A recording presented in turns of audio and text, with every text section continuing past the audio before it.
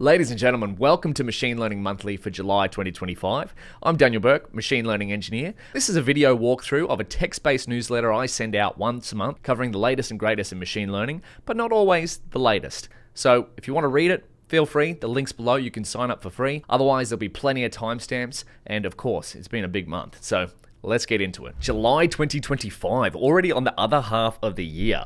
Let's start out with my work. So the ZTM Object Detection project is an end-to-end object detection project with Hugging Face transformers. And so I've finished all the text of this tutorial. In this project, we'll go, if you ever want to build an object detection model, a custom one, we're going to customize RF-DETR v2, which is a highly performant real-time object detection model available under the Apache 2.0 license.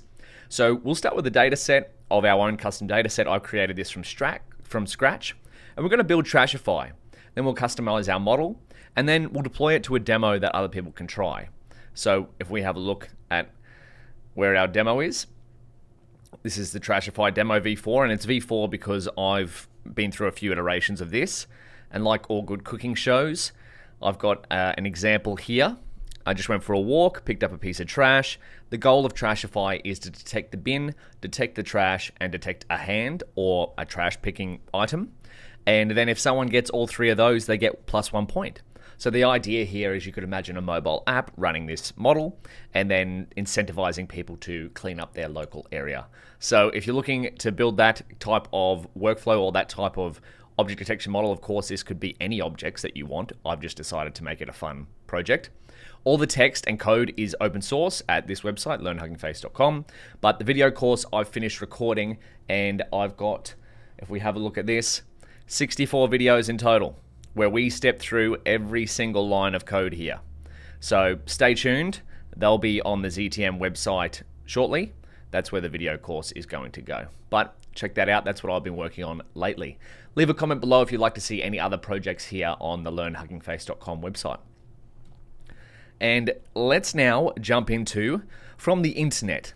So my favorite AI use case for AI is writing logs by Vicky Boykis. So Vicky Boykis is one of my favorite writers in the AI and machine learning space. Just always high quality information. And this one I didn't even know about. I've never personally used PyCharm, but it's an IDE that you can use to write Python of course. And they have a feature in there which is single line code completion. And what she finds is very helpful is to use it for logs. So personally, I use a lot of print statements because most of my code is done in notebooks before I move it to a script. But I haven't used logs that much. And after reading this blog post, I think I might start to use Logger a bit more rather than just print statements. Anyway, the PyCharm model is, instead of like a Copilot model which creates multiple lines and functions of code, it just focuses on one specific task, and that's complete a single line of code. And I like that, because sometimes I find with LLMs, of course, most of the LLMs are better coders than me, but they are often too verbose. More code in my case has never been the problem. It's been specific code targeted to what exactly I'm working on. And they're pretty good at that. But I find myself, when I use them too much, first of all, my code skills atrophy very quickly in like a week or so. So the next time, if I don't use them the next week, well, then I get that hang up. I like type something and I'm waiting for the code completion to happen. So two things I really like about this is it focuses on just a single line of code based on, I think it's 384 characters of context. And it works locally. So you don't have any API calls to a model. So it's very fast, it runs on your machine. And that, of course, keeps privacy, because I don't know if you've ever seen on Google Colab, I use that a lot. If you use Gemini there, the terms and conditions are basically like, hey, we're going to read all of your code and use that for our training data, which is fine if you're just working on throwaway projects. But if you want to do anything significant, it's kind of a mental burden where you think about, do I want this going to Google or OpenAI's database or wherever, Claude Code or something like that? So I really like these takeaways here. So the model, for it to run locally, it has to run small enough. I have a real big bias towards small local models. I love them. I build them for Nutrify. The model has to be small enough to bundle with the IDE for desktop memory footprints, so already coming in at around 1 gigabyte for the macOS binary, so the app is already 1 gigabyte. But that's 99% of current LLMs. So even if you have, say, a 1.7 billion parameter model, I believe that's still over the 1 gigabyte limit, right? Qwen 1.7b, or maybe Qwen 3. I think that was a size. There we go. How big is this model? There we go, 3.4 gigabytes. So 1.7b is even small in the LLM world. But if you want something to ship with an app, you got to make an idea, or you got to make a trade-off there of how big you want. The model has to be smart enough to interpolate lines of code from its small context window. We'll look at the context window in a second. The local requirement, so it operates directly on your hardware, means that inference engines such as VLM, I love VLM, I've used that before, I use that on my deep learning PC over there. However, that has a dedicated RTX 4090 GPU, whereas a lot of laptops don't have that. SGLM or Ray, which implement KV-cache optimization like page detention. It has to be a model that's fast enough to produce its first token and all subsequent tokens extremely quickly. So yeah, first token is really important, time to first token. We'll see later on in FastVLM that they optimized for time to first token, because if you speed up to the first result, well then it feels like a good quick model. Finally, it has to be optimized for Python specifically, since this model is only available in PyCharm. So if we look at this 384 character context window, they even published a paper. So I'm not going to dive through the full paper, but Vicky Boykis has a great breakdown of what's in here, but it's very interesting read. They provide a lot of, these are my favorite kinds of paper actually, is that someone has built or taken research and built it into a product. So if we go here, I like this. This is what we just read through. So the model and its execution engine, can we see that? The model and its execution engine must be local based, i.e. operate fully on the user's machine without sending anything over the internet. Solution's memory footprint must be feasible and take a reasonable part of the IDE's memory footprint. The solution must be fast, i.e. it must feel seamless to the developer while typing. I like that. Fast is good. The feature must be properly integrated into the existing code completion usage pipeline for developers. So if we go down here, these are the contributions. We provide an in-depth exploration of the implementation of full-line code completion for PyCharm Pro and DataSpell. We share details of offline and online evaluation setups, as well as the derived experimental results, which show significant benefits of using full-line code completion. We list a set of specific problems we encountered while implementing full code completion and our solutions for them. We believe that this information can serve bridging academia and industry. Yeah, that's my favorite takeaways from a lot of these papers. Bridging academia and industry, providing researchers with the knowledge of what happens when complex research-based solutions are integrated into real products. So the link to the paper is there in the blog post, but here's the main crux of it. The model is trained in PyTorch, so they started with GPT-style architecture, transformer, with 100 million parameters. So even one of the smaller Qwen models, it's got 17x less parameters. And then I believe they later changed to Llama 2 because it has a lot more support for the architecture. So this is sort of the hardware lottery, right? Is that you can have a good architecture, but if it doesn't marry with the hardware, so Llama CCP is a great framework to run Llama type models. And so that helps speed up the architecture. And they created a training data set. They started with 45 gigabytes of Python code, and there's some processing steps that they went through in the paper. A neat trick, here we go, for tokenizing Python. So using a byte pair encoding style tokenizer optimized for character pairs rather than bytes, since code is made up of smaller snippets and idioms than natural language text, which is indentation sensitive, by converting spaces and tabs to start-end tokens. So this is in Python, if you have 2 spaces or four spaces, that can be annoying to tokenizers. To remove tokenizers that might be different only because they have different white spacing. And so their final vocabulary was 16,384. And they do another very cool step in training, which is to remove imports, because they find that developers usually add inputs in after writing the actual code. I do that a lot too. How many times have you been coding in a notebook or a script, And then you run it, and then it's like, hey, this library is not available. It's like, if you know it's not available, can you just import it yourself? And then they train on 8 NVIDIA A100 GPUs.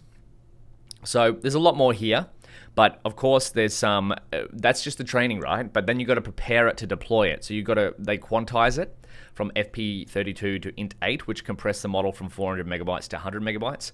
I'm working on a project right now which is doing something very similar. Our model starts in FP32, and we turn it into float 16, so not quite int8, but float 16. So we get about half the memory saving. This is getting 4x the memory saving. And then if we scroll down here, I really love this takeaway.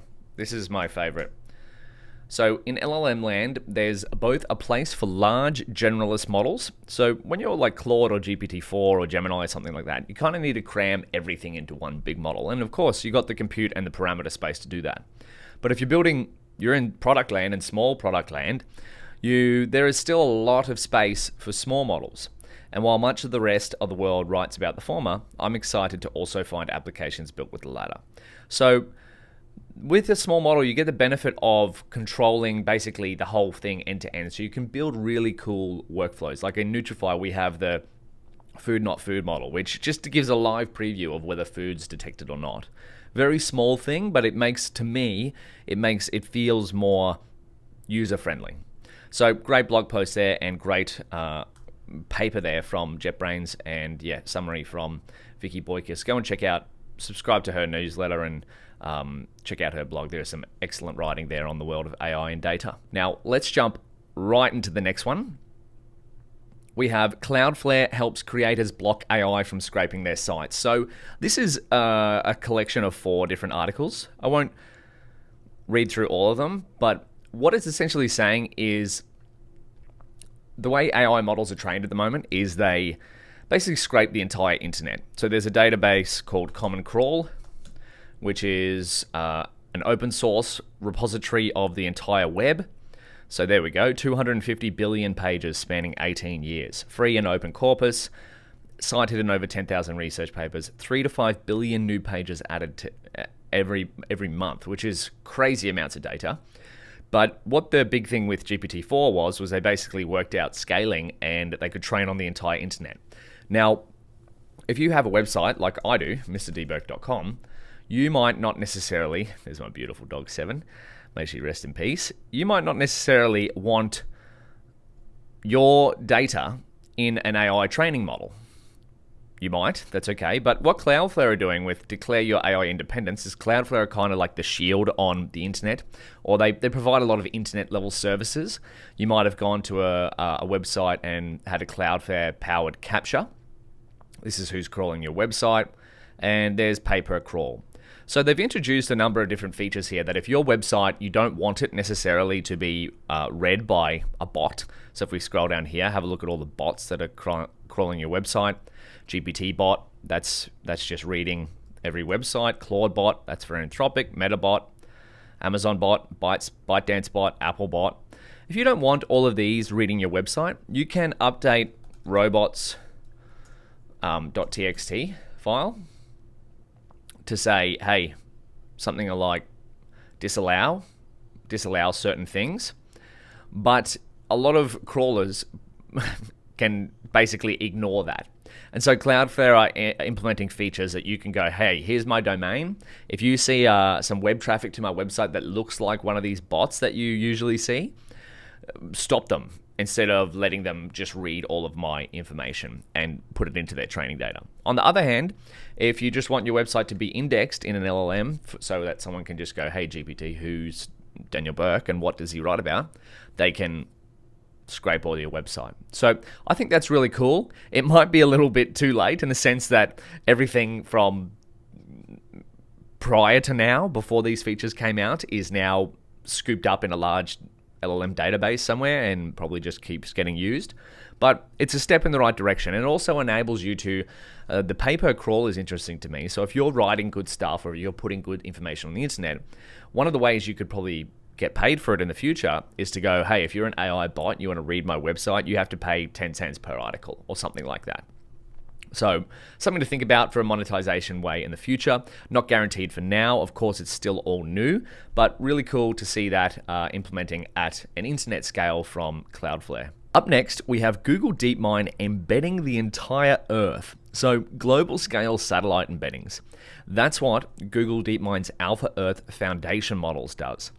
So I love how DeepMind every so often basically just release an alpha something, and it turns out to just add AI to biology, gaming, now satellite imagery, and just improves it out of scale. Now we're at a global scale of embeddings. So the new AI model integrates petabytes of Earth observation data to generate a unified data representation that revolutionizes global mapping and monitoring. So if we look down to the data pipeline, how AlphaEarth works.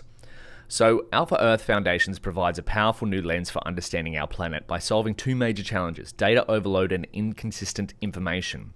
First, it combines volumes of information from dozens of different public sources: optical satellite images, radar, 3D laser mapping, climate simulations, and more. It weaves all this information together. Sorry, I just zoomed in and just screwed myself up. To analyze the world's land and coastal waters in sharp 10 by 10 meter squares, allowing it to track changes over time with remarkable precision. Second, it makes this data practical to use. This system's key innovation is its ability to create a highly compact summary for each square. These summaries require 16 times less storage space than those produced by other AI systems that we tested, and dramatically reduces the cost of planetary scale analysis. This breakthrough enables scientists to do something that was impossible until now: create detailed, consistent maps of our world on demand, whether they are monitoring crop health, tracking deforestation, or observing new construction. They no longer have to rely on a single satellite passing overhead. They now have a new kind of foundation for geospatial data. So I remember when I was working on a satellite project in a previous ML role, and it was for the council, and they essentially wanted to inspect different pools around an area. And then there was another one that wanted to track shipments. So if someone had bought in, 10 shipping containers or something like that, they wanted to know whether this is at the port, right? They wanted to know whether the ports had knowledge of these shipments coming in. So the ports were segmented into, say, 10 lots. I forget the actual number. And then they kind of had a database with like, okay, we're expecting shipment X to arrive at port 3 at this time. And then if there were too many shipping containers going in and out, then they would flag that and go, hey, what's going on here? Have we got someone importing stuff they shouldn't be? Or are our shipments not on time, etc., etc.? And that was quite an effort. Now, not quite directly related, but we've got AlphaEarth Foundations embedding all kinds of geospatial data, which is really cool from I've been interested in, I've never actually done it, but I was like interested in could we scale the earth for different crop farming potential places? So if we needed more farming locations. Now this is like a database where you can search embeddings of that. So you can not only track it over time, but you can find the type of area that you're looking for. So if we scroll down, we have the global embedding field. So what it does is each embedding has 64 components, which map coordinates to a 64-dimensional sphere. You can now create custom maps with the satellite embedding dataset. So that dataset is also public on developers.google.com/Earth Engine. You can download that. So if we have a look here, the description: the Google Satellite Embedding Dataset is a global analysis-ready collection of learned geospatial embeddings. Each 10-meter pixel in this dataset is a 64-dimensional representation or an embedding vector. So an embedding vector is it encodes information into a learnable representation. That encodes temporal trajectories of surface conditions at and around that pixel as measured by various Earth observation instruments and datasets. Over a single calendar year, unlike conventional spectral inputs and indices, where bands correspond to physical measurements, embeddings are feature vectors. So yeah, that's, instead of just being a direct lookup, it's a feature vector that summarize relationships across multi-source, multimodal observations in a less directly interpretable but more powerful way. So if we go to the blog post that Google posted, this is on Medium, but it's a Google Earth blog. I've linked all these things here. So we've got the Google DeepMind release, and we've got the Google Earth blog, and then we've got the data set itself, which is here. In the blog post, there's some takeaways here of what you can use this for. So what can you do with the satellite embedding data set? To get you inspired, here are a few things we're excited about. Similarity search. You can pick a point on anywhere on Earth, say in a specific type of farmland or forest. Yeah, there we go. Say if you knew what a good piece of farmland looks like, you can then upload that as an image and instantly find and map all other locations with similar surface and environmental conditions anywhere in the world. So that is really cool. Change detection. Now, this is another great one. So if you're looking for if you had a question, right, your researchers, like where on Earth has been the most deforestation? So that's like a change over time. Last year there was a forest. This year there's no forest. So change detection. By comparing the embedding vectors for the same pixel from different years, you can easily spot changes and track processes like urban sprawl, wildfire impacts, and recovery, and fluctuating reservoir water levels. That's a great one, actually. I live in Brisbane, Australia, and I grew up and we had a lot of droughts here.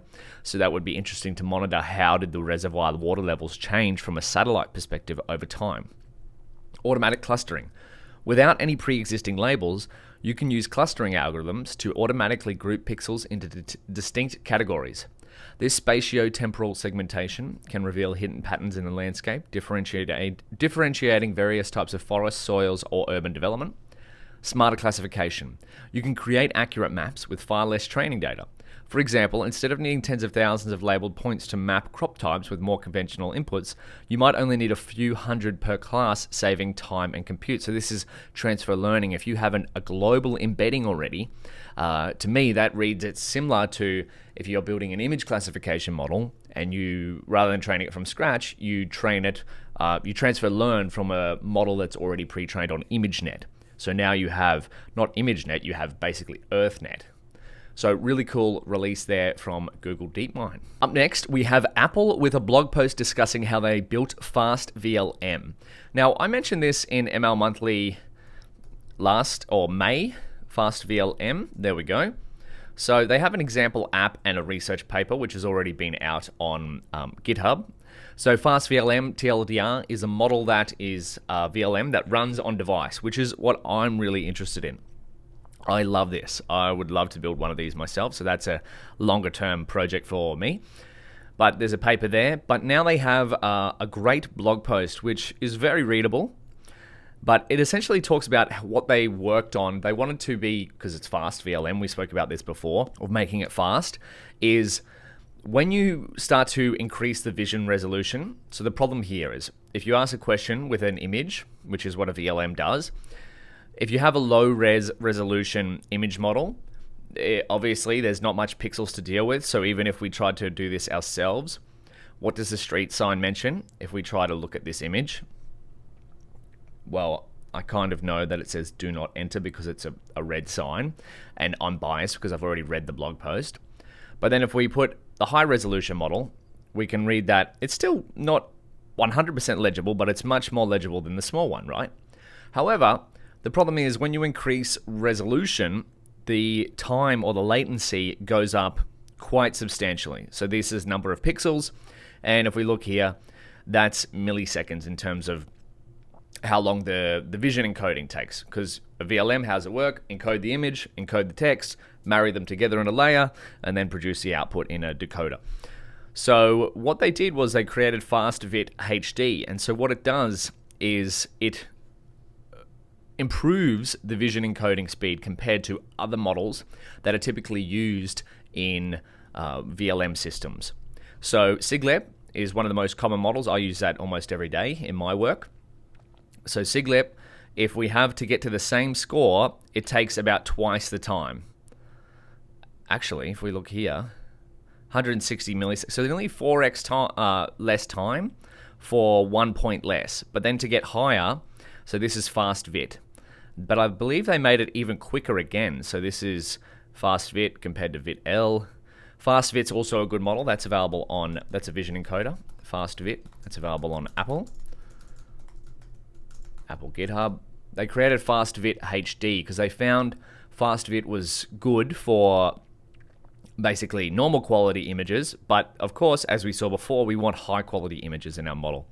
So then if we go to FastVit HD, an optimal vision encoder, we find that FastVit HD performs better and just as fast as FastVit non-HD. There we go, FastVit HD has the optimal Pareto curve. And so this is a great technical blog post that just basically walks through how FastVit HD works. So we've got the vision encoder there. It goes in, it has multiple embedding stages, has a pooling layer, concatenation layer, and this is the structure of a VLM, right? If we zoom out, image in, vision encode into some sort of embedding, MLP to transfer the vision embeddings into the large language model space. Question, tokenizer, that feeds into the large language model. It combines the vision tokens and the text tokens and then produces an answer. And if we compare it to other different similar systems that have the goal of speed, FastVLM performs the best at all levels of visual tokens. So yeah, and then of course the demo app, that's probably my favorite part, is you can try this on your actual iPhone. And see, if we zoom in here, this is what they tried to optimize. The time to first token, TTFT. Because what's an important thing if you're building an app on device? You want it to be fast. And so I like this here that they've got the loading screen. I think this has been a bit sped up in this demo, but I've tried the app on my phone. It, of course, doesn't work as well as something like a GPT app, but it certainly is a lot faster. You got to remember that this is just running purely on your device. It's not sending data to the cloud and running on a massive GPU up there. So really cool technical blog post. If you want to learn more about smaller VLM type models that can run on device, please go and check that out. Up next, we have Google's SensorLM, which is trained on 60 million hours of sensor data. So SensorLM is a sensor language foundation model. Oh, I got a typo here. But 60 million hours of multimodal sensor data across 103,000 individuals. So this is where we're getting into the scale of, or health data is really starting to meet scaling laws here.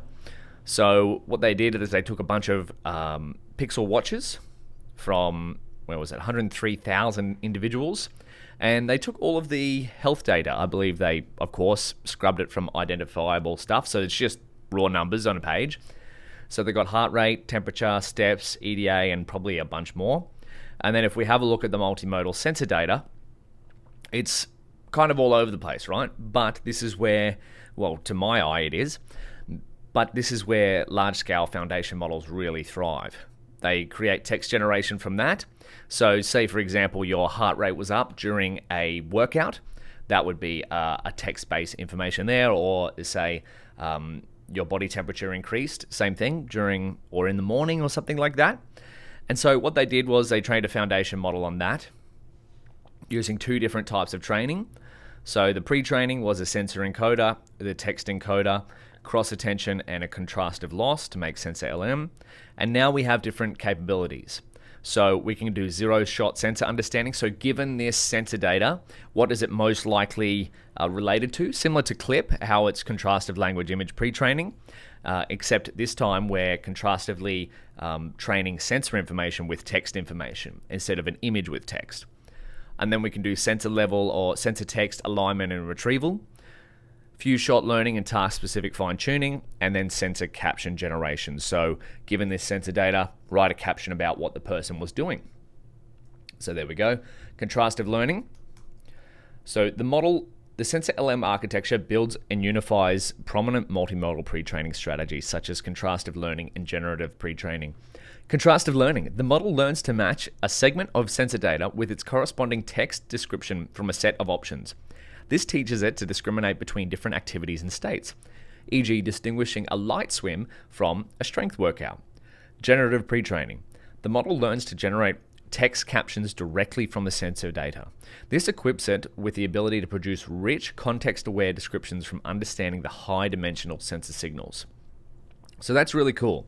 But then we go into the results, And if we compare it to two generalist models, Gemma 327B and Gemini 2.0 Flash, which are incredible models in their own right, but not necessarily trained directly on sensor data, and SensorLM basically wipes the floor with these two models. And I mean, Gemini 2.0 Flash is one of Google's flagship models. It's probably 2.5 Flash now. But they basically get random scores. So they're 50%, 50%, 50%, whereas SensorLM just does really well on classifying activities, environment context, is it cardio or strength workout. Not quite the best result there, but that's pretty hard to tell if you're just looking at raw sensor data, just heart rate going up or something like that. Locomotion versus stationary, fine-grained gym cardio, that's pretty interesting. Gym cardio, I'm not sure entirely what that means, like are you on the treadmill versus are you running outside? And then, well, actually, there could be light data information from the watch there. That's interesting. Or GPS, of course. And then outdoor sports.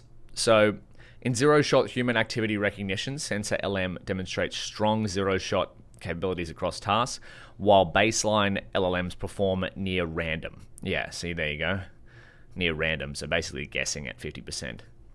Captioning performance, if we see here, SensorLM again beating out generalist models.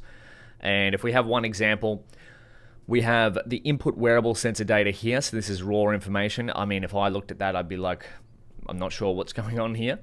But the ground truth was outdoor bike was detected between minutes 886 and 890. An outdoor bike event was detected between minutes 873 and 878. A sleep event was detected between minutes 1436 and 1440. So maybe that's a good day. Go for a morning bike ride, have an afternoon nap. And this is Gemini 2.0 Flash. Observe periods of walk, gets the minutes wrong, as well as from minutes 690 to 710, and again from 940 to 970, sleep detected. Okay, it got close to the sleep. But then if we have SensorLM, outdoor bike was detected between 873 and 878. So not quite the exact right minutes, but in the ballpark, certainly a lot closer than Gemini. Walk was detected between, okay, so it said, we got the outdoor bike and walk mixed up, but the minutes are closer again. And then sleep was basically bang on there. So SensorLM, not perfect, but better than Gemini 2.0 Flash. And of course, they experimented with scaling laws on compute, data size, and model size, and the data all adhere to the scaling laws in the sense that more compute, more data, more model size generally leads to better results. So really cool research in the world of sensor data. I'm taking all of that information and creating a SensorLM foundation model. Up next, we have Daniel's Open Source AI of the Month. And to kick things off, we have the beloved Mistral AI releasing Voxtral, which is 2 public models for speech recognition, translation, and understanding. So if we go to the Voxtral website, we've got some Pareto curve results here. Beats out Gemini 2.5 Flash, Gemini 4.0 Mini Transcribe, and Whisper Large V3 in terms of price and word error rate. So lower is better here on the word error rate. So this is probably one of the best models that's available right now. Voxtral Small and Voxtral Mini is nothing to balk about as well. Voxtral Mini Transcribe. But the beautiful thing is that they're both available on Hugging Face. So the goal of this model is voice transcription, not only transcription, but understanding. So we released the Voxtral models to accelerate this future. These state-of-the-art speech understanding models are available in 2 sizes, a 24 billion parameter variant, so that's quite a large model for production scales, and a 3 billion parameter variant, that's something that you can definitely run on a lot of local devices. Both are under the Apache 2.0 license and available in the API. The API routes transcription queries to a transcribe optimized version of Voxtral Mini Transcribe, that delivers unparalleled cost and latency efficiency. For a comprehensive understanding of the research and development behind Voxtral, please refer to the paper. So if we go to the paper, we won't read through the whole thing, but the highlights, I like this with the modeling. So if we look, Voxtral is based on the transformer architecture, consisting of 3 components: an audio encoder to process speech imports, an adapter layer to downsample audio embeddings, and a language decoder to reason and generate text outputs. The overall architecture is depicted in this figure here. So if we have an audio wave here, we break that up. We encode that with an audio encoder into a representation. The audio adapter, I'm assuming, is something like an MLP, and that compresses it into the language decoder space. And then we merge that, of course, with a text embedder, and the language decoder produces some sort of output. So the audio encoder processes the speech input, attending to 30-second chunks of audio independently. The audio embeddings are concatenated at the output and downsampled by a factor of 4x. So the thing with audio embeddings is I found that they're quite a lot. Audio has a lot more information per second than just text because of hertz and whatnot. So this downsampling is probably to compress the information. The multimodal LLM decoder auto-regressively means just predict the next text token based on the previous ones, conditioned on the audio and text inputs. So really cool. And then if we go up to the summary here, the abstract, sorry, we present Voxtral Mini and Voxtral Small, two multimodal audio chat models. Voxtral is trained to comprehend both spoken audio and text documents, achieving state-of-the-art performance across a diverse range of audio benchmarks while preserving strong text capabilities. Voxtral Small outperforms a number of closed-source models while being small enough to run locally. A 32K context window, so that's quite big. So 32K context window, that's a lot of pages. Enables the model to handle audio files up to 40 minutes in duration.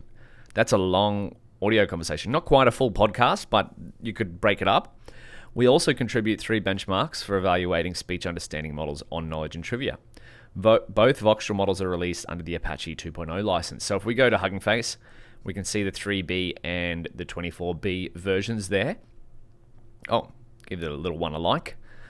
Key features. So the model importantly retains the, because it's combined with a audio encoder as well as an LLM, it retains the LLM component. So whereas previous transcription models might be just straight audio in, text out, this model can still use the language model to, say, ask questions or transcribe it in a different way or translate it or something like that with prompting. So key features.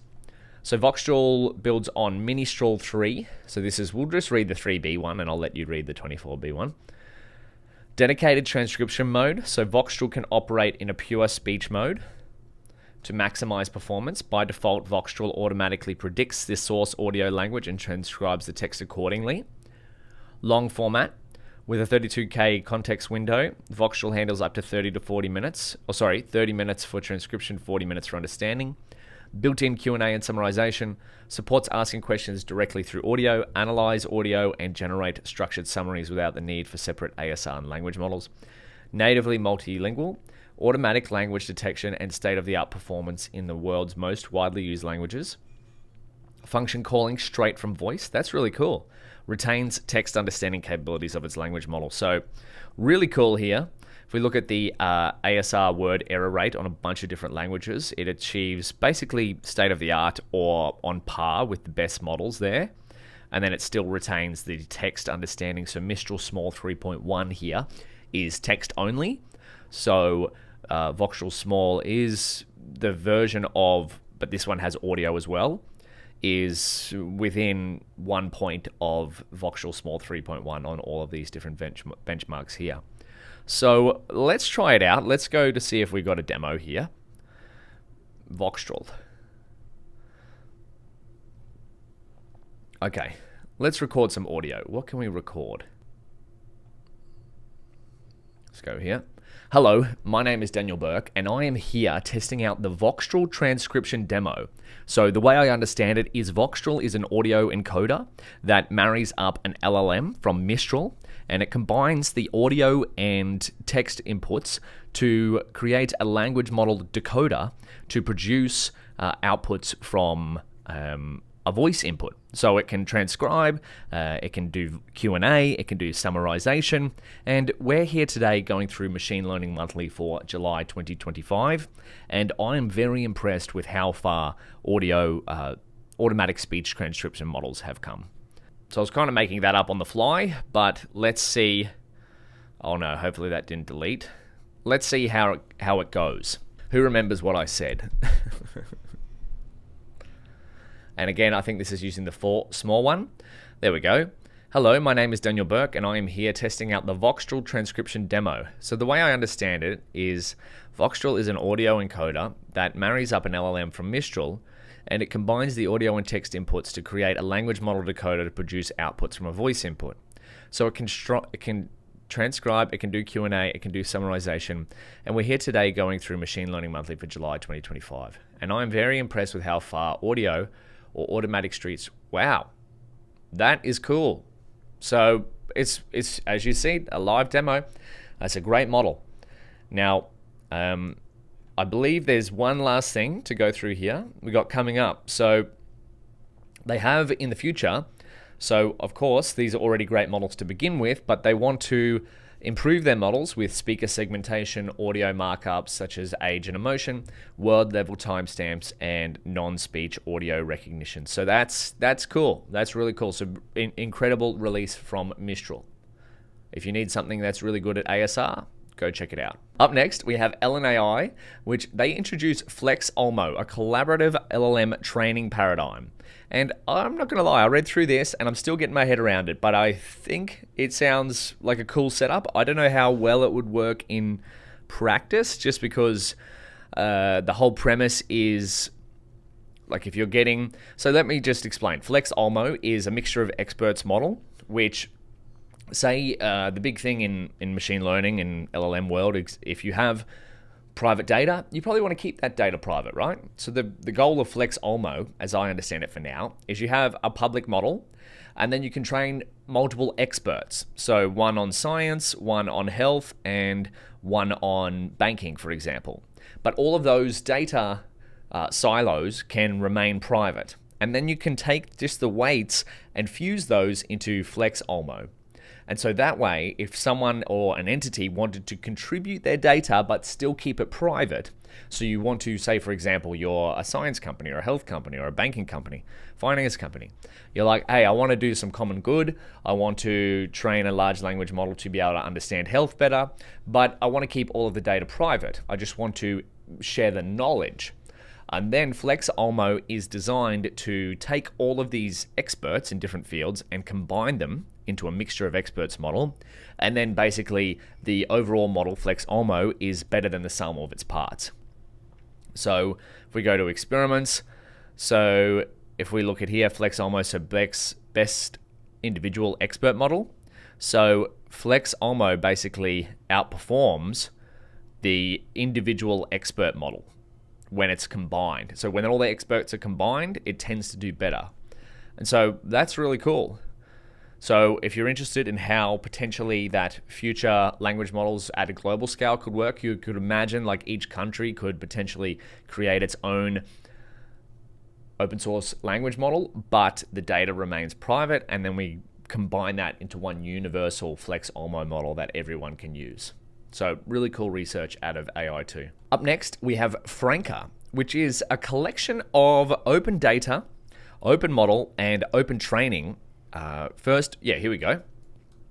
First, fully open source vision foundation model, including data, code, and pre-trained weights. So Franca matches or surpasses the performance of leading proprietary models such as Dino v2, Clip, and Siglip v2, but it is built on a fully transparent training pipeline, leveraging publicly available datasets like ImageNet 21K and Lion 600mm. Franca advances the state-of-the-art self-supervised learning in vision. So Dino v2, Clip, and Siglip v2 are incredible open source vision foundation models. However, all of the data and the training code for these models, they're only open source pre-trained weights. So as I said, yeah, the data and the code is not open sourced, which again is up to the researcher's choice. But Franca, which I find really interesting, is that they used ImageNet 21K and Lion 600mm, which is a lot smaller than, say, models like Clip or Siglip v2. I believe Siglip v2 is more on WebLe dataset, which is about 10 billion images. And these are a lot smaller datasets than that. So they have a few key contributions, which is nested Matryoshka. hopefully I'm saying that right, Matryoshka clustering, a parameter-efficient multi-head clustering projector that refines feature representations into increasingly fine-grained clusters without increasing model size. This approach improves performance while reducing memory overhead for downstream applications. So this embedding technique or clustering has been proven to work quite well in the text world. So it's cool to see it coming to the image space. RASA, which is relative absolute spatial attention, a novel position, a disentanglement strategy that explicitly removes positional bias from dense representations, enhancing semantic encoding. And cyclic mask, a simple masking strategy with circular shifts that overcome spatial imbalance in masking augmentation. So all of the models here, we can go, the zero shot realm performs quite well here on ImageNet KNN, and all the links here. They're currently available via PyTorch Hub, and I believe, looking at the issues previously, that they are coming to Hugging Face, or potentially coming to Hugging Face. And if we go to the PDF, if we look, here's how they train it. So Franca is, data is only filter the not safe for work, WordNet concept, matching, balancing, academic data sets, and then we go into there. So this is the data set they use, low level of curation, but if we look at something like Dino V2, which uses LVD142M, that's quite a fair bit of curation. So this is what really impresses me, is they were able to get incredible results with not as much curation as, say, a Dino V2 model. Now, if we scroll down to look at the output of the embeddings, what they look like, the feature representations. So Dino V2 is strictly image-based. Oh yeah, here's the cyclic-based mask. So masking strategies used in mask image modeling. So this is random masking. So what you do with masking is a data augmentation technique to basically train your model to identify features, even though a lot of the image is corrupted. There are different types of ways of mask. You can randomly mask certain pixels. You can block out a group of pixels within a certain region. And you can, again, inverse kind of looks like the same as blocking to me. But then we have the cyclic mask, which is what they use, which I understand is, instead of randomly blocking out things, you're keeping the spatial adherence while also blocking out some things. So this spatially, the model is learning that this spatially should remain. Now, I don't know 100% if that's true, but that's how I'm interpreting it from reading through the paper here. And so if you move that cross around, the model still understands the spatial understanding of it, whereas random, you kind of lose a lot of the spatial coherence here if you're just blocking out squares at random. So our cyclic mask directly shifts the visible region across spatial axes, preventing the model from being biased towards specific spatial locations. Yeah, so it might over-identify something here, whereas this, we're teaching that, hey, they're all related together. They should be this dog head is all one part, not the ear is not separate from the head. So then if we look at the outputs, where's the PCA outputs? Yeah, this is what I found really interesting. So if we had the original image, this is Dino V2's output. We can see almost no highlighting there. The chicken, it gets a few highlights. The bird, it doesn't get very many highlights. And then the cart. But then we have Dino V2, which was an upgrade to Dino V2, which was transformers with registers. Oh wait, the feature map's over there, up in the top left. So whereas Franca, if we jump forward to that, has quite the heat map on the most significant feature in an image, or the most significant features, if I may. So Dino V2, Dino R, Franca, and this to me is like spelling that the features that Franca is learning, it's really paying attention to the what a human would probably judge as the most important feature. Of course, you might want to go, oh, this is a great photo of a jungle gym there, or this is a great photo of sand in the background. But for me, I pay much attention to what the most dominant subject is there. So really cool release, open data, open model, open training code. So if you want to look more there in how to train a world-class vision model on strictly open source data, go and check out the Franca repository. Up next, we have Hugging Face releasing SmolLM3 3B. That was a little bit hard to say. But if we look at here, the Pareto curve, we've got SmolLM3, 3B coming up really good. Right in between, probably where it should be actually, is Qwen 3 1.7B and Qwen 3 4B. It's filling in the gap there at a nice, great size of 3B parameters. So if we look at how big is that, we have probably about 6 gigabytes in whatever precision it's uploaded here. Could probably get a bit better once you quantize it. But my favorite part is the blog post. Of course, it's a very high performant model for its size, but this blog post is outstanding and it's got a great blueprint here. Look at that. If we jump in, I've got a keynote ready for this. That's how keen I was on this. The SmolLM3 blueprint. So sometimes you read a paper and it's like, well, I can probably reverse engineer this. It's going to take me a while, but they've released as much as they could. Model anatomy, group query attention, there's a pre-training recipe. Here's how much data we use for the 3 phases, evaluation, long context training. We started at base for 4K, then we upgraded to 32K, then we went to 64K, then we went right up to 128K. Here's a quick overview of all the different things. Distributed training, so it used 48 nodes of H100s, so 80 gigabytes, or 48 nodes of 8 times H100 for 24 days. That's a lot of GPUs. Post-training, model usage, and then if you want to use Transformers CLI, VLM, ML, XLM, holy smokes. One of my favorite takeaways here was the data ablations and synthetic data generation. So synthetic self-fine tuning data, that's SFT. For dual reasoning mode to work reliably, it was necessarily so the model is capable of reasoning on, reasoning off. So you can have a flag that goes think or no think. So that will allow the model to use thinking tokens. So it'll go, hey, here's what I'm trying to do. And that's been proven to help or potentially help a model. So for dual reasoning mode to work reliably, it was necessary to generate synthetic data for datasets which had no reasoning data and create a reasoning stripped version of reasoning datasets. There's a lot of reasoning there. So what they did was they create prompt and response VLM server for Qwen 3 32B, and then they took the reasoning from that model, and then that was the reasoning data. And then they had prompt reasoning response, and then they removed the reasoning, and they had prompt and new response. So really cool way of taking a big model and creating synthetic data and then training a smaller model to reproduce what that big model would do. Quite like what we saw in the previous Machine Learning Monthly, where another research group used Qwen 3 32B to generate synthetic data for their small model. And then they created synthetic preference data.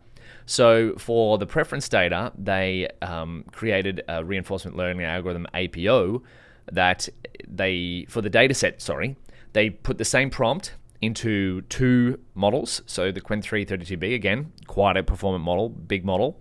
And they put the same prompt into a smaller model, and then they chose the big model's response most often. So that was their preference data. So it's like, hey, always choose this big model, and that's kind of assuming that the big model is going to output a better result, which most of the case is probably correct, right? But that just shows how you can make a lot of data at scale. So that was one of my favorite takeaways. But go and check it out. Oh, I could have zoomed into the bigger spot over here. SmolLM, if you need a SmolLM1 to use as a model, but if you want a great read-through of basically how it came to be, which is, this reads to me as like, it's not quite a technical paper, but it is an incredible cooking recipe for creating a small, highly performant LM. So hopefully they bring out the same sort of thing for SmolVLM3. But anyway, we'll of course cover that in a future Machine Learning Monthly if we do. If you need a small LM, small language model, go and check out SmolLM3. Up next, we have MedGemma going multimodal. So there was a previous version recently of Google's, so Gemma is Google's open source version of Gemini. And there's 3 variants, I think it's 4B, or no, 5 variants. 1B, 4B, 12B, 27B. And the previous version, that's of now, maybe different in the future, was MedGemma, but it was text only. But now they've upgraded it to be images and text. So to do this, they have medical imaging, and there is a whole bunch of different records here. So radiology, dermatology, digital pathology, ophthalmology, which is eyes. It's a hard word for me to say. Then we've got some health records and medical text. They, of course, feed the text into the text-based language models. And then for the images, they have a medical-based SIGLIT version. And they're actually open sourcing both of these. So they have MedGemma model, which is 27B and 4B. And they have MedSIGLIT, which is really a SIGLIT model that's focused on medical imaging. But I believe that the SIGLIT also retains its previous knowledge on just any type of images. So that's really cool. But now MedGemma is vision and language based. So this creates some really cool use cases. So here's the cost per $1 million tokens. MedGemma is at the Pareto curve here. Not quite as good as DeepSeek R1 in terms of sheer performance, but of course this is, I think DeepSeek R1 is about 600 billion parameters, so that's about 30 or 20 less parameters, so it costs much less. And then if we go this, so MedGemma now creates some really cool use cases. So hey, take this all with a grain of salt, right? It is a language model. It's not a doctor. It has been trained on medical information. But of course, if you use these models, just use your common sense in the sense that if it says something that to do some sort of treatment and you're confused, maybe talk to a doctor. But really cool to see that these are open source models. So you are an expert radiologist. Please succinctly describe the findings for the above chest x-ray. You can get some information back there from MedGemma. Now, is this the ground truth? So the chest x-ray, let's compare, we'll go through these two. The chest x-ray shows a large left pneumothorax with a chest tube in place. There is also a possible nodule in the right upper lobe. The mediastinum is midline. The heart size is normal. There is no evidence of pulmonary edema. So forgive my pronunciation of medical words. But then we have the radiologist impression. Moderately large left hydropneumothorax, predominantly air containing, with incompletely expanded left lung. So that's it at the left, large left.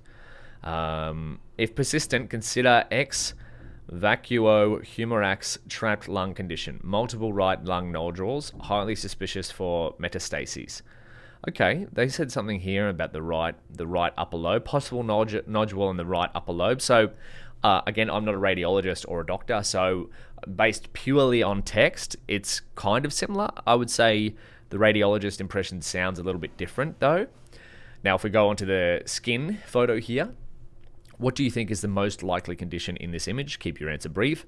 So based on this image, the most likely condition is a basal cell carcinoma, BCC. The presence of a pearly or waxy bump with visible blood vessels is a classic sign. What the next steps would you suggest? Keep your answer brief. Consult a dermatologist for a definitive diagnosis and treatment plan. So that's a great recommendation. That's what a language model should do. And then dermatologist, suspicion of BCC. Wow, okay, basal cell carcinoma, BCC. And then this final one, we'll do one more for good luck. Describe this image and provide the most likely condition. Keep your answer brief. So I really don't know what I'd be looking at in this image. The image shows a high-grade invasive carcinoma with significant cellular atypia, prominent nucleoli, and increased mitotic activity. This indicates a malignant tumor with aggressive growth. Most likely diagnosis, high-grade invasive carcinoma. The specific type would require further information about the tissue organ. Invasive ductal carcinoma, breast cancer. Holy smokes. Well, so again, with my completely lack of medical opinion, I would say it's fairly close. But of course, I like that it's got here, consult a dermatologist for definitive diagnosis and a treatment plan.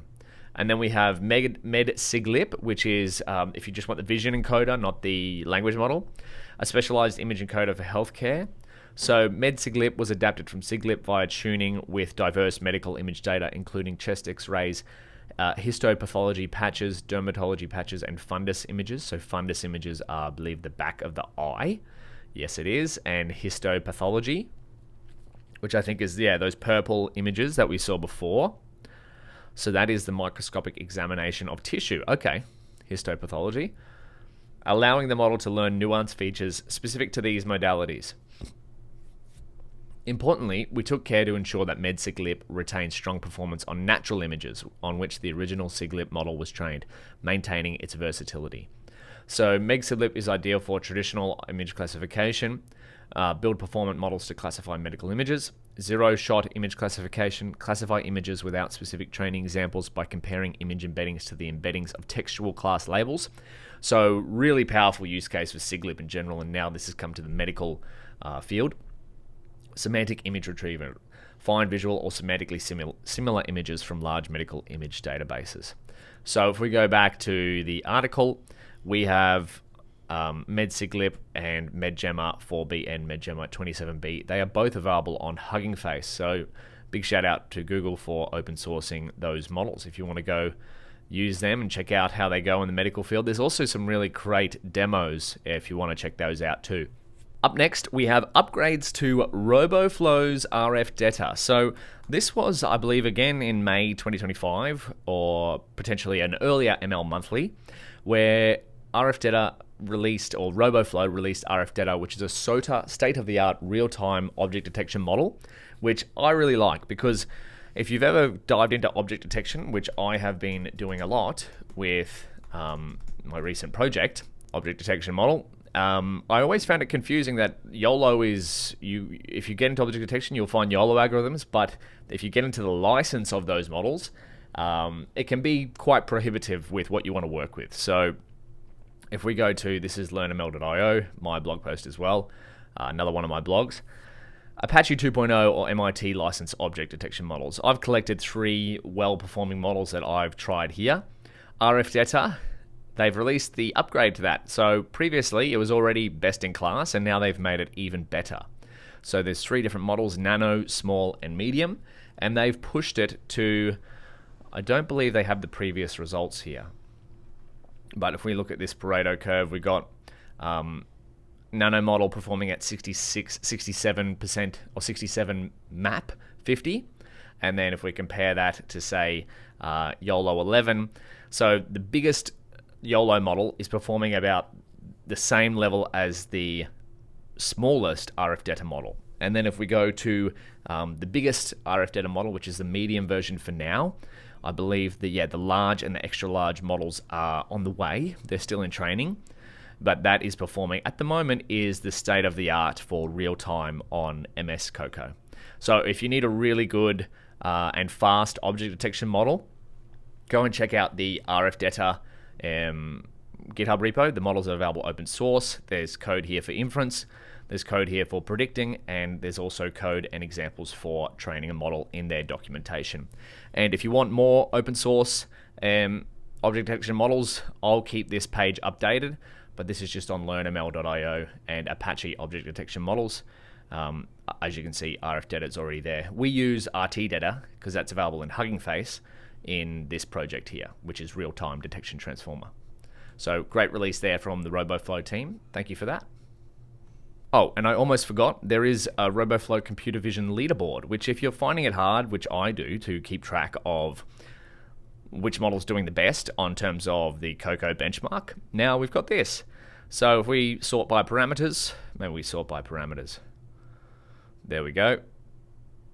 Oh, is this working? Yeah, okay. So the biggest model here, RF-DETR L. So I don't know if that's out yet. Might not be. But then we go down here, that's incredible performance. It's the best performing model there. If we scroll through here, I'm looking for a model at about 30 million parameters so I can see which is the best performing here. Now, again, this is only on the Coco benchmark, so of course, if you have custom data sets, always test out these kind of models on your custom data sets, because what I've found is that a model's benchmark performance on academic benchmarks, such as Coco, COCO, doesn't always reflect to real-world data sets. So always have the experimenter hat on in trying different models. So there we go, RT-DETR V2 medium. It's about 50% map on Coco dataset. So not quite the RF-DETR base model, outperforms it. So maybe that would be an extension to our object detection project, would be to try out RF-DETR base instead of RT-DETR V2. So speaking of object detection models, we now have OpenMM Lab MM-GroundingDINO large all is available on Hugging Face, or actually all of them are available on Hugging Face. So GroundingDINO, we have a collection here, which is a zero-shot object detection model, but the GroundingDINO models were previously available on Hugging Face, but the MM version, so the MM Lab, models that slightly outperform all of the original GroundingDINO models. So do we have GitHub? No GitHub there. The collections, they have a great MM-GroundingDINO. They have a great graphic on Hugging Face. Sorry, on their GitHub. So if we go here, MM-GroundingDINO, there we go. Okay, so there's the original GroundingDINO results, and the MM-GroundingDINO outperforms all of those on most of the benchmarks there, with the red line outperforming the yellow line. But then if we go to LLM-DET, which is a demo that I created, not my model, but I created the demo. So if we go here, I believe the LLM-DET model, which is available on Hugging Face as well, there we go, there's a demo, outperforms MM-GroundingDINO. So go and check out, if you need a zero-shot object detection model, which I'll just show you how that works. So if we upload, say, an image of food, we can, I'm just too zoomed in here now, aren't I? I've inputted some class names here, and it's detected those items based on the class names here that I've inputted as text, which is really cool, really powerful if you're trying to label a data set at scale. So this is using LLM-DET. That's available on Hugging Face as well. There's the large model. So you can try that out, but if you want to try out a different model, the MM-GroundingDINO models are now also available on Hugging Face, and they work in a similar way. So what you could probably do is take these models and take the LLM-DET models, which seem to be the best performing, and then you could run inference on both those models, and then you could maybe make your boxes an output of the combined versions of the MM-GroundingDINO boxes and the LLM-DET boxes, so that you get kind of two models inferring on your image rather than just one. So really cool release there from the MM-GroundingDINO team and the people who contributed that to Hugging Face for the zero-shot object detection field. Now, speaking of open source vision encoders, Meta has upgraded their perception encoder models. So these are already incredibly performing models in the world of vision encoding as well as language encoding. So there's a perception encoder, which is kind of like a clip model or a SIGLIP model. And they started off with 3 large variants, but now there's even smaller variants. So there's the tiny model and the small model. And then if we come down to the spatial models, they started off with a really large spatial model, which actually got the state-of-the-art results on the COCO detection as a backbone. But now we have the tiny versions. So if you're looking at doing any kind of spatial encoding, which is what object detection is in a nutshell, there is the smaller variants that you can use as a vision backbone that have been distilled from the giant model. So go and check those out. If you need vision encoders of any scale, if you need zero-shot object detection, you've got the large models there. Personally, if you're going to want to label some data at scale, I would use the biggest model you can. If you want to train a smaller model that you can deploy to device, maybe look at the backbones that they have there, and the smaller variants may be better to run on a phone or something like that, rather than the quite the large models. So for data labeling, tend to use the biggest model you can. For deployment, you take the backbone and train a smaller model to perform the task you're after.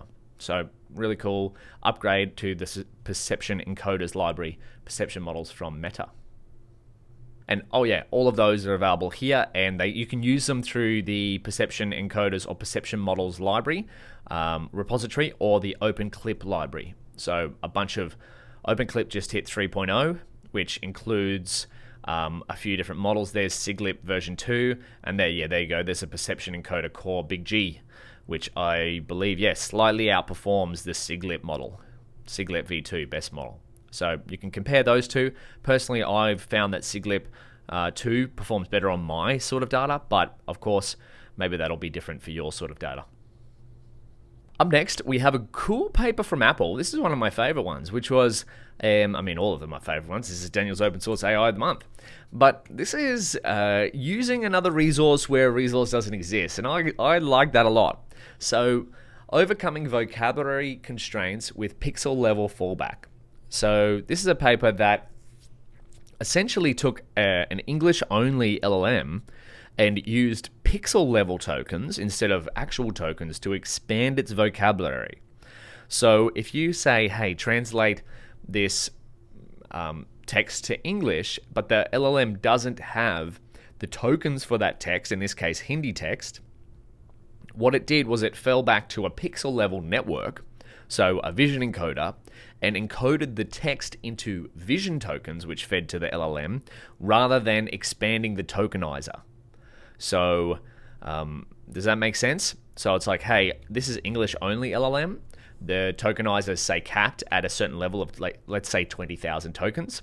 Then if you feed it text it's never seen before, it'll go, I've never seen these tokens before. I'm going to use a vision model to just look at the tokens and then breaks that down into separate token components, encodes that into an embedding space, and then feeds it to the LLM to translate it. So that was really cool. And if we go here, let's just read what it does. This is the abstract. Subweb tokenization requires balancing computational efficiency and vocabulary coverage, which often leads to suboptimal performance on languages and scripts not prioritized during training. We propose to augment pre-trained language models with a vocabulary-free encoder that generates input embeddings from text renders as pixels. So that's the main component there. We propose to augment pre-trained language models with a vocabulary-free encoder that generates input embeddings from text rendered as pixels. Now, it gets even more interesting. Through experiments on English-centric bench language models, we demonstrate that our approach substantially improves machine translation performance and facilitates effective cross-lingual transfer, outperforming tokenizer-based methods. So outperforms the pixel level, outperforms the tokenizer-based level. That's incredible. Furthermore, we find that pixel-based representations outperform byte-level approaches and standard vocabulary expansion. So even at byte level, so the bytes that this information takes up, and the, let's just expand the vocabulary, pixel-based representations outperform that. Our approach enhances the multilingual capabilities of monolingual language models without extensive retraining and reduces decoding latency via input compression. So that not only do you have an English-only model, which is a lot of the models, a lot more of them are multilingual now, but you can expand English-only models with image-level tokenization. Bit of a mouthful, but I find that as a really cool data augmentation technique for large language models. So if we look at the architecture, Figure 1, illustration of our proposed NLP pipeline for Hindi to English machine translation. The decoder-only language model is instructed, encodes the source text using the fallback network, and auto-regressively generates an English translation left.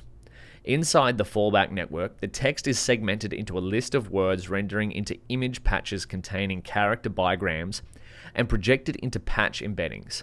The encoder outputs single vector word representations mapped as input embeddings to the language model. So text in, pixel fallback if we don't have tokens, and then we translate. And then if the pixel fallback inside this network is we segregate or segment the input into token-based or character bigrams and then encode that in a visual. So do we have vision transformer? There we go. Our feedback network is based on an encoder architecture that extends the vision transformer to text rendered as images, similar to pixels. So they use a vision transformer for the fallback network. And then if we go look at the results briefly, here we go. So CHRF++ scores for XX to English translation for fine-tuning for one epoch. So on a number of small language models, so to go from Hindi to English, Pixels achieves the best results, even better than increasing the vocab and bytes. Russian to English, same results. Pixels gets the best results, and Thai to English, Pixels gets the best results. Even better over bytes and vocab. And bytes was not too far behind, but pixels gets the best results. I'm really impressed by that. So if we go down, there's more results here. And again, it's a similar case for a lot of different things, is that pixels tends to get the best results. In a couple of cases where the base model gets the best results. But then we have cross-transfer results task, efficiency, and whatnot. But that's really impressive of a way to augment an LLM based on one language. And then there was one more thing. This is BERT models. And so they tried it on BERT and they compared it to BERT base. And so as you can see, BERT base gets okay scores on all of these, but it really falls down on languages that it wasn't trained on. But then if you look at multilingual BERT, it really steps its game up across the board. But if we look at BERT plus pixels, so BERT base just with a pixel network, we get results that aren't quite exactly level with a BERT trained directly on multilingual data, but we get quite a significant jump by just adding in the pixels. So that's really cool to me, of like expanding one existing model to more data based on pixel level data rather than pure tokenization data. So really cool work here from the Apple machine learning research team. If you want to learn more about augmenting existing LLMs with a potentially new source of data, and that is pixel level data, I mean, it works for VLMs, right? Why can't we do it for pure text base? So go and check out that paper, Overcoming Vocabulary Constraints with Pixel Level Fallback. Up next, we have some outstanding open source or open weight models from Z.ai or Z.ai. We have GLM 4.5 and GLM 4.5 Air. There's a technical blog post and a demo. And finally, we also have a smaller model, which is GLM 4.1V 9B Thinking, which is on par with models much bigger than it's 9 billion parameters, and it's on par with models like Qwen VL72B and GPT-4o. So let's start from the top. GLM 4.5 is a model that's basically, it's 355 billion parameters, so you will need quite the substantial hardware to run. 32 billion active parameters, so it's a mixture of experts model. And it's basically in between O3 and Claude 4 Sonnet in terms of performance. So right up there with the best of the best of the open and closed models. That's across multiple different benchmarks. And then they have an Air version of it, which is a smaller version. I like the naming there of Air. And it has a 106 billion total parameters with 12 billion active parameters. And so this one falls slightly lower than, of course, the larger one, but still right up there above Claude 4 Sonnet and Gemini 2.5 Pro. So these open source models are with MIT licenses. So these are probably the best open source models on the market right now. So really cool release from Z.ai. There's a blog post here which goes through all of their steps of how their results and whatnot, how they train the model. Really cool technical blog post there. There's a demo here with the API if we want to try it out. And then finally, there's another even smaller model, which is a 9B or 10B parameter model, this is text only, these two models, GLM 4.5, whereas GLM-V 4.1 is a thinking model for vision and language, so it's a VLM. And if we look at the performance here, on an older version of GPT-4o, it's almost exceeding it on every benchmark there. And then if we look at Qwen 2.5 VL7B, I've used that model quite significantly. It's outperforming it on every benchmark there. And then if we look at Qwen 2.5 VL72B, it's on par or better than that model too, and it has close to 7 to 8x more parameters. So really powerful model. I've tried it out on a few of my usual use cases that I use Qwen 2.5 7B, and it performs. It's hard to evaluate directly. I don't have any direct benchmarks, but the vibe is there. You must trust the vibe. So really cool releases there from Z.ai. We now have close to, between the Qwen team, between Z.ai and DeepSeek, we now have, I would say, 3, 4, maybe 5 companies, Chinese companies that are releasing GPT-4 or better models. and they tend to be in the open source domain. So really cool releases from Chinese companies. And speaking of that, we have Qwen 3 models getting substantial upgrades. So Qwen 3 models are their flagship models for now. They have a coding model now too. So Coda 480B, that's a large model. And then they have Qwen 3 Coda 30B, which are, these are mixture of experts models as well, active. So the A stands for active parameters. So you will have to load 480 billion parameters into memory, but during inference, they will only have 35 billion parameters active. So if we go to Qwen 3, there's been some significant upgrades here to the flagship model here, which if we go to the instruct one, if we read in here, what do we have? So significant improvements in general capabilities, including instruction following, logical reasoning, text comprehension, mathematics, science, coding and tool usage. Substantial gains in long-tail knowledge across multiple languages, markedly better alignment with user preferences and subjective open-ended tasks, and enhanced capabilities in 256K long context understanding. So if we compare it to, is it the previous one that they had out there? Yeah.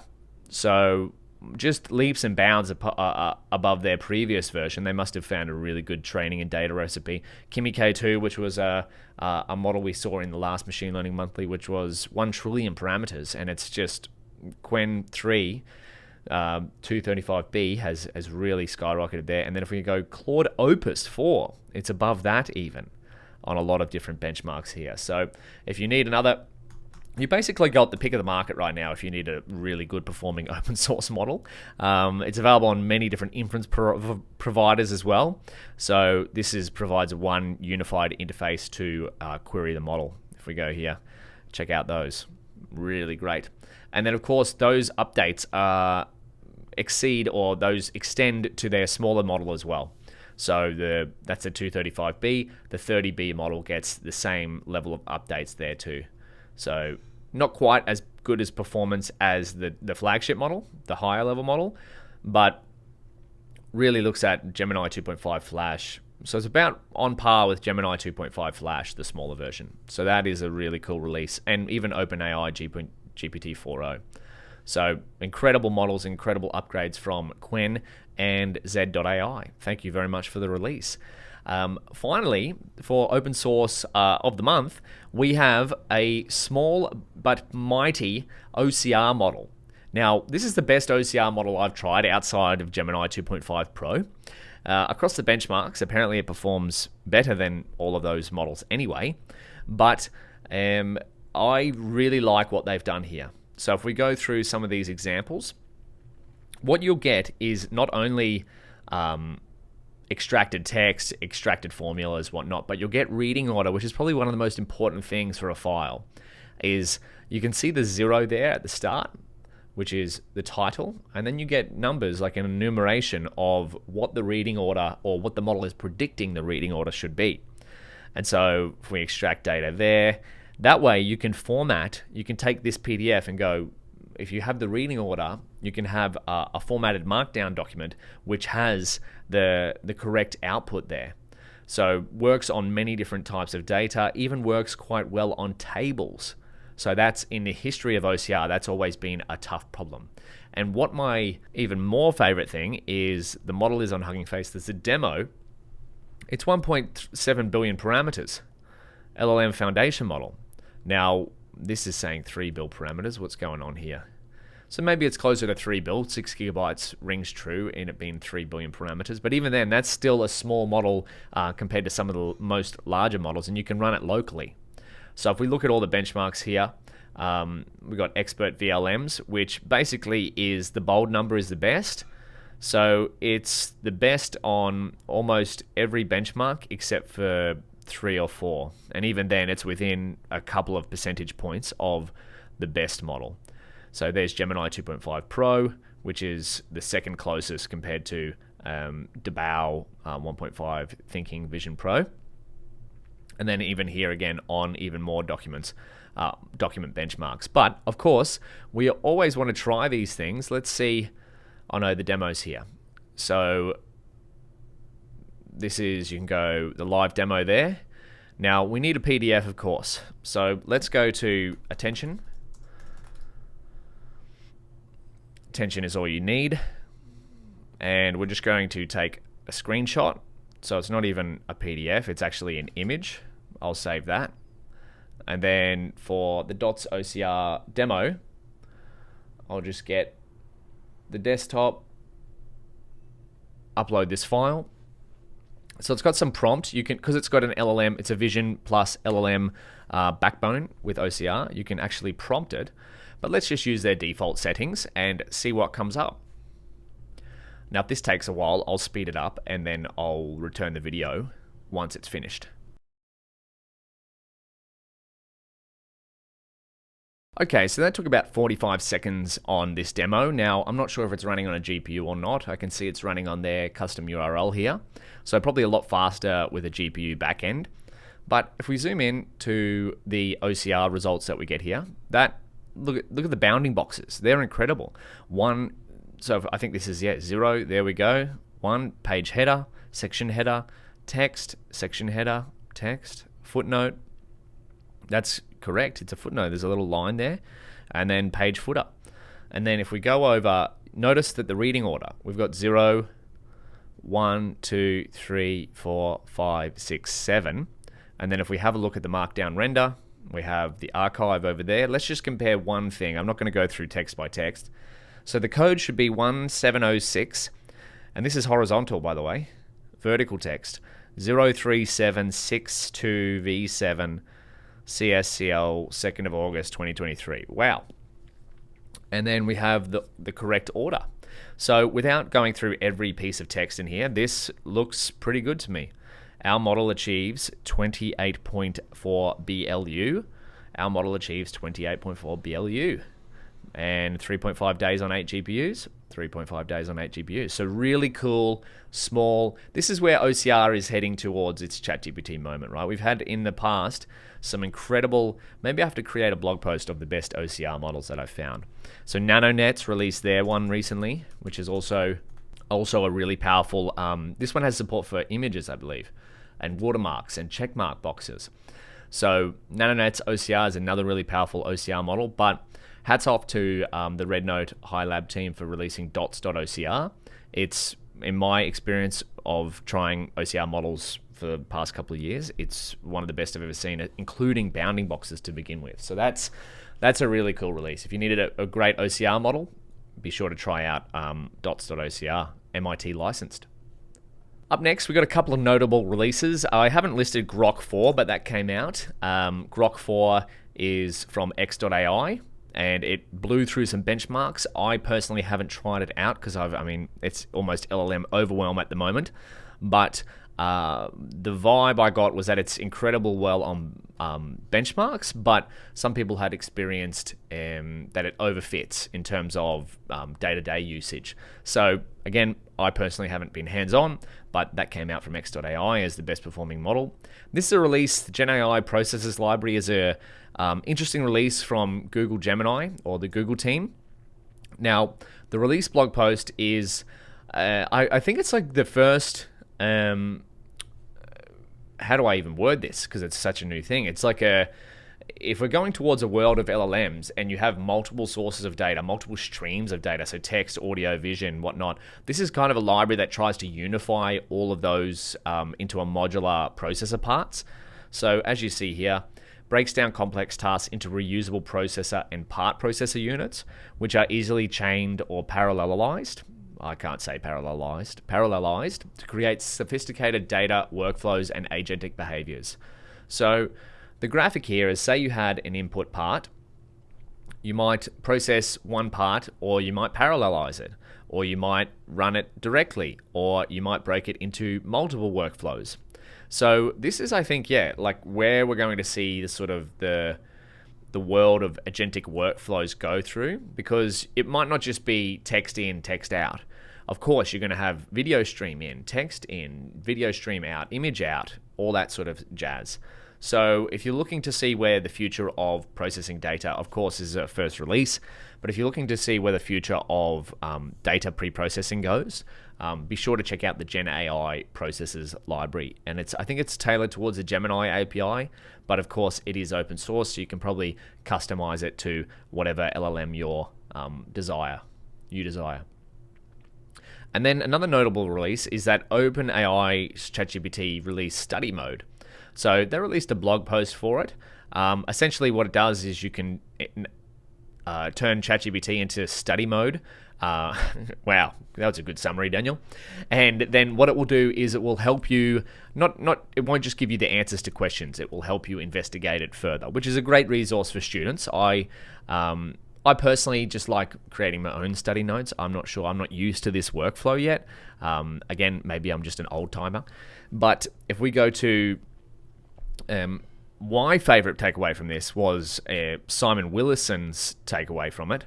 Again, this is a bit meta, but he investigated it and found that there was a system prompt for study mode. And this is fascinating to me and fascinating to Simon as well, of course, is that they've basically built a whole feature off a prompt. And I'm all for that. I think that's the world we're sort of going towards, is that if these models are, I wouldn't say general intelligence, they're more like general knowledge with instructions. So difference between intelligence and knowledge, right? But general knowledge, but here's the instructions of how to tailor that knowledge. So this is the system prompt, or supposed system prompt for ChatGPT study mode. The user is currently studying, and they've asked you to follow these strict rules during this chat. No matter what other instructions, you must obey these rules. Strict rules: get to know the user, build on existing knowledge, guide users, don't just give answers, check and reinforce, vary the rhythm. Above all, do not do the user's work for them. Right? So you get the point. And then important. And so if we go down here, this is a quote from Simon Willison on his blog, which I would highly recommend, or subscribe to his newsletter. So if we go to, this line here. I'm still fascinated by how much leverage AI labs like OpenAI and Anthropic get from just careful application of system prompts. In this case, using them to create an entirely new feature of the platform. 100%, right? Study mode is arguably just a markdown text. So if you go to the release blog post, and the difference between the normal chat and engaging in study mode is when you click study mode, it just appends the system prompt to ChatGPT. So I think that's really cool. We are still in the space of exploring different applications for simple prompting, creating entire features or applications out of prompts. So finally, we'll finish up. There's two great videos that I really enjoyed in the past month. Number one was John Carmack, one of the creators of Doom and previous lead of VR technology at Meta, is now a researcher at AI researcher at Keen Technologies. So did an excellent talk on where Keen Technologies research directions are going. And so without going through that, it talks about an hour long, but I really liked it, is that it went into Atari, and their goal was to create a physical Atari playing agent. So Atari benchmarks, a lot of AI researchers say that have been solved, but it turns out after listening to John's talk, there's a lot more details, a lot more nuance than just them being solved, right? So if we go, they have an image of the robot. So how can you create previous benchmarks were solved just using the pixels of the Atari game, but they had the pixels, they fed the video feed directly into the model. But this is, how can we train a robot to play like a human would? As in, take a webcam, look at the screen and a joystick, and then manipulate the joystick to play instead of manipulating text output for game controls. And so I found that really cool. It's basically taking an existing research problem that is solved and going, no, let's look at it from a different angle. And then, of course, they ran into a number of different problems, like how do you... something that wasn't even foreseeable is like the webcam frame per second didn't line up correctly with the screen frame per second, and so that would influence the net and whatnot. And you'd think that these things would just be trivial, but of course, whenever you try something that hasn't been done before, you're going to run into a lot of edge cases. So if we go here, physical Atari lessons, CovNex tolerate a wide range of image distortions. So if you've worked on computer vision problems, you know that CovNets or convolutional neural networks can work on a lot of different spaces. TD learning tolerates system latency, top simulation agents perform poorly with added latency. Action-to-action paths can be a problem. Decent learning in a few hours of experience. Achieving human-level performance looks feasible, especially if talking to a big remote GPU. So that's physical Atari. So not just pixel Atari, physical Atari. Really cool talk if you want to figure out or see what it's like to... King Technologies is a research company, not necessarily wanting to build a product. So really cool insights into how a dedicated research AI company works. So, and then finally, there was François Chollet, creator of Keras and co-founder of his new company, Endia. Did a talk at the AGI, getting to AGI at a recent AI startup school event, covering topics such as the ARC benchmark version 1 and version 2, and what might be required for the next steps to AGI. So, François Chollet, one of my favorite voices in the world of AI. Oh, what am I dragging in there? But if we go, what is intelligence? Why benchmarks matters? Great talk. And then it talks about the ARC benchmark, which is abstract reasoning. And then if we go type 1 versus type 2, why scaling up pre-training wasn't enough. So it's missing on-the-fly recombination, low data efficiency, and compute efficiency. Efficiency is still a critical issue for DL-based system, DL-based test time augmentation systems. And then he goes right into the end, and that he thinks one of the key ideas is program synthesis. So where is it? So you have a big learner or a big pre-trained model, and then it comes across a task, and then at test time, it can create a algorithm to help it solve the task that it's trying to solve. So, and then finally, he talks about his new research lab. So this is Endia. Build a lifelong learning, self-improving DL-guided program synthesis engine. Demo it on ARC 123, leverage it for theorem-proving, software engineering, scientific discovery, accelerate scientific progress. So really cool talk from François Chollet, one of my favorite AI researchers and personalities in the field of AI. So that has been Machine Learning Monthly for July 2025. Of course, if you have anything you want to see in a future issue, please let me know. Otherwise, happy machine learning, and I'll see you next month.